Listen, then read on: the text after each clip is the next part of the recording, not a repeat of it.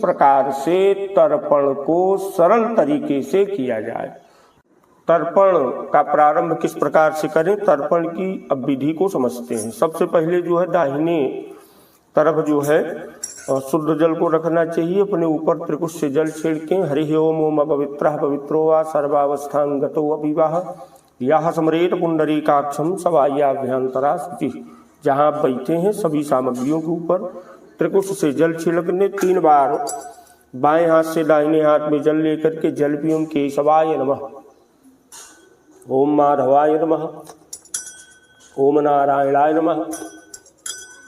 हाथ को 3 बार धुलना चाहिए, फिर पवित्री को धारण करना चाहिए। तो अनामिका उंगली में पवित्री को पहने हरि ओम पवित्र स्थो वैश्लभ्यो सवितुर वा प्रसौत पुनाम छिद्रेण पवित्रेण सूरसरस्मभि तत्सते पवित्र पते पवित्र पूत सजत कामा पुनीत छकेयम।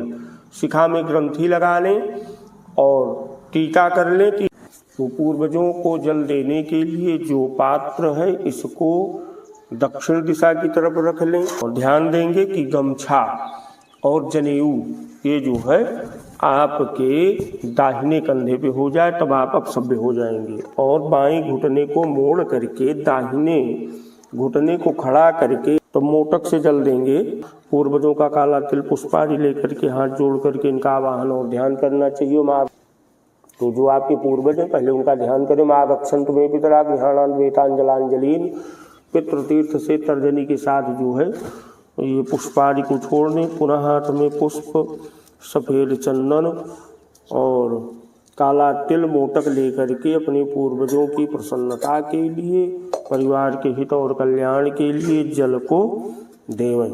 और जल अगर आपके पास है तो आप गंगा जल से भी तर्पण प्रतिदिन कर सकते हैं। तो जल ध्यान देंगे कि जो मोटक है वो पितृतीर्थ पे ही हो।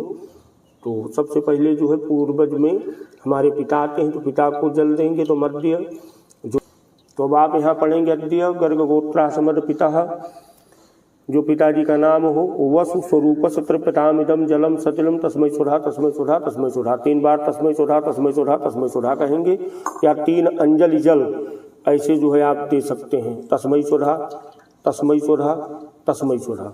इसके बाद फिर जो है बाबा जी के लिए अद्य गर्ग गोत्रासमद पितामह, बाबा का नाम लेंगे। रुद्र स्वरूप सर्वपितामिदम जलम सतलम तस्मै सुधा तस्मै सुधा तस्मै सुधा अद्य गर्ग गोत्रासमद प्रपितामह, पर बाबा का नाम लेंगे। आदित्य स्वरूप सर्वपितामिदम जलम सतलम तस्मै सुधा तस्मै सुधा तस्मै सुधा। अब जो है माताओं का करेंगे। तो जो खत्म हुई हो उन्हीं के लिए जल दें, जो नहीं खत्म हुए हैं उनके लिए जल ना दें।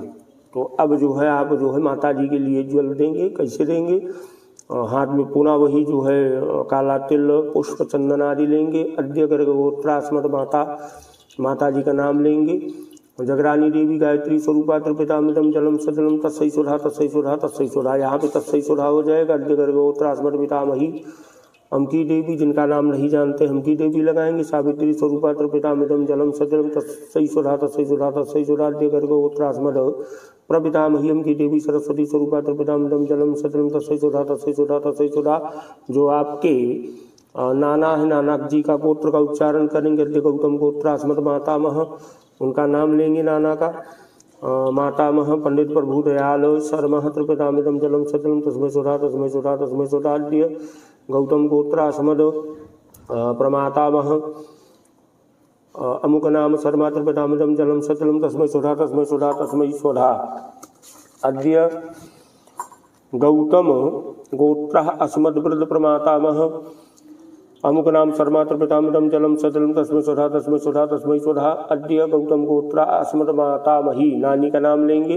देवी त्रिपितामिदम जलम सतलम तस्मै सुधा तस्मै सुधा तस्मै सुधा। अद्य गौतम गोत्रासमद प्रमातामही अमकी देवी त्रिपितामिदम जलम सतलम तस्मै सुधा तस्मै सुधा तस्मै सुधा। अद्य गौतम गोत्रासमद वृद्ध प्रमातामही अमकी देवी त्रिपितामिदम जलम सतलम तस्मै सुधा तस्मै सुधा तस्मै सुधा। तो इनका जो है जल पूर्वजों का इतना हो जाता है।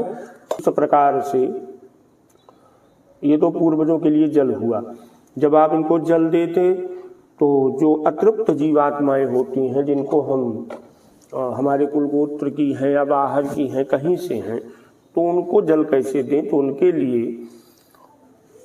जो आप वस्त्र रखे हुए हैं इसी वस्त्र के एक कोने को ऐसे डुबा करके और इसको बाहर निचोड़ देना चाहिए और पढ़ना चाहिए ओम ये चास्माकं कुले जाता अपुत्रा गोत्रिणो मृतः ते पिबन्तु मया दत्तं वस्त्र निष्पीडनोदकम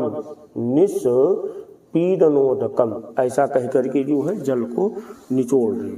तो जो आप अपने पूर्वजों के निमित्त जल दिए हैं इसमें कोई विघ्न बाधा उपद्रव नहीं उत्पन्न होगी, पूर्वजों को ही प्राप्त होगा। इसके बाद पुनः जो है पूर्व दिशा को मुख करके जनेऊ गमछा को सही करते हुए नाक कान को स्पर्श करेंगे और भगवान मोक्ष के दाता प्रदाता श्री हरि विष्णु जी के श्री चरणों का मन चिंतन ध्यान कर लेना चाहिए, जिससे शरीर हमारी जो है शुद्ध हो जाए। इसी जल में अपने पूर्वजों का ध्यान करते हुए, देव ऋषियों का ध्यान करते हुए 3 बार जो है कि हम हाथ जोड़ करके जैसे परिक्रमा करते हैं देव मंदिर की, ऐसे ही अपने पूर्वजों की और ऋषियों की संतों की परिक्रमा करनी चाहिए उसी भाव से। यानि कानि च पापानि जन्मांतर्गतानि च तानि सर्वाणि नश्यन्तु प्रदक्षिण परिक्रमे। इस जल को मस्तक में स्पर्श करा करके उनके आशीर्वाद को महसूस करते हुए छोड़ देना चाहिए और अपने पूर्वजों का ध्यान करते हुए कि सभी हमारे पितृ हमारे पूर्वज जिनको हमने जल दिया है सब विद्यमान हैं और विद्यमान हो करके आपके सिर पे दाहिना हाथ रख करके शुभ आशीर्वाद दे रहे हैं आपको और आपके परिवार को, और आप उनके श्री चरणों को पकड़ करके शुभ आशीर्वाद को ग्रहण कर रहे हैं। इस प्रकार से उनको प्रणाम करना चाहिए और हाथ जोड़ करके फिर उनसे क्षमा याचना करनी चाहिए। अन्यथा शरणम नास्ति त्वमेव शरणम मम तस्मात् कारुण्य भावेन रक्ष रक्ष परमेश्वर। ये तो हो गया आपका जल देने की जो सुगम व्यवस्था है, सरल विधि है। इस प्रकार से प्रतिदिन जो है पूर्वजों को जल देना चाहिए।